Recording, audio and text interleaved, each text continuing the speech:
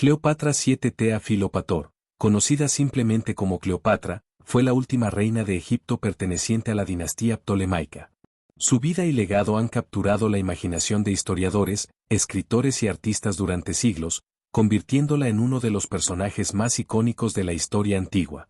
Cleopatra no solo fue famosa por su belleza, sino también por su inteligencia, astucia política y habilidad para manejar alianzas con grandes figuras de Roma. Sus orígenes y juventud. Cleopatra nació en el año 69 a.C. en Alejandría, Egipto.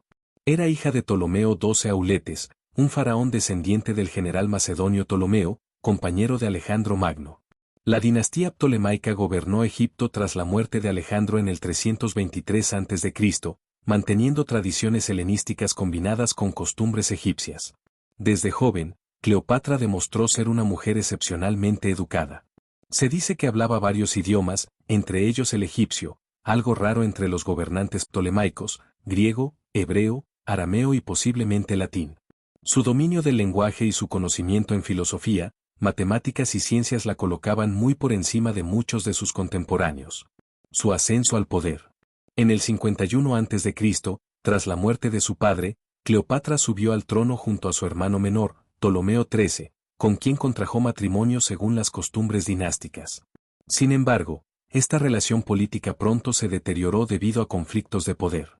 Cleopatra fue exiliada temporalmente por los consejeros de su hermano, pero regresó con el apoyo de Julio César, quien llegó a Egipto en el 48 a.C.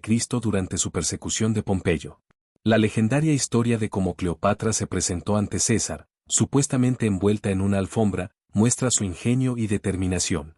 Su relación con Roma. Cleopatra se convirtió en amante de Julio César, y su alianza con él le permitió recuperar el trono. Juntos tuvieron un hijo, Cesarion, Ptolomeo XV, quien fue reconocido por Cleopatra como el heredero legítimo de César. Tras el asesinato de César en el 44 a.C., Cleopatra regresó a Egipto y comenzó a fortalecer su posición política. Posteriormente, Cleopatra inició una relación con Marco Antonio, uno de los líderes del segundo triunvirato de Roma. Su alianza no solo fue personal, sino también política y militar, ya que ambos compartían intereses para contrarrestar la influencia de Octavio, futuro emperador Augusto. Cleopatra y Marco Antonio tuvieron 3 hijos juntos. Su caída y muerte. La relación de Cleopatra con Marco Antonio provocó tensiones con Roma, especialmente con Octavio, quien acusó a ambos de conspirar contra el Estado romano. Esto culminó en la batalla de Accio en el 31 a.C., donde las fuerzas de Octavio derrotaron a las de Cleopatra y Marco Antonio. Tras su derrota, Cleopatra y Marco Antonio huyeron a Egipto. Marco Antonio se suicidó tras creer que Cleopatra había muerto. Poco después, Cleopatra también se quitó la vida en el año 30 a.C.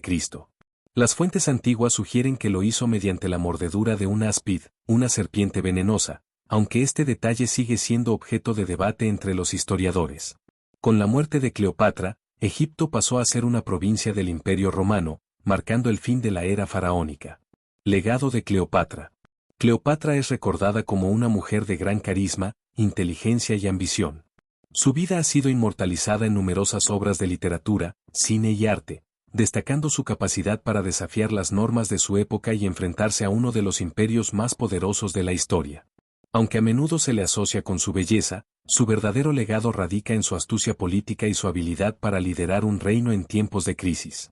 Cleopatra representa el último símbolo de la independencia de Egipto antes de su incorporación al Imperio Romano, consolidándose como una de las figuras más fascinantes de la historia antigua.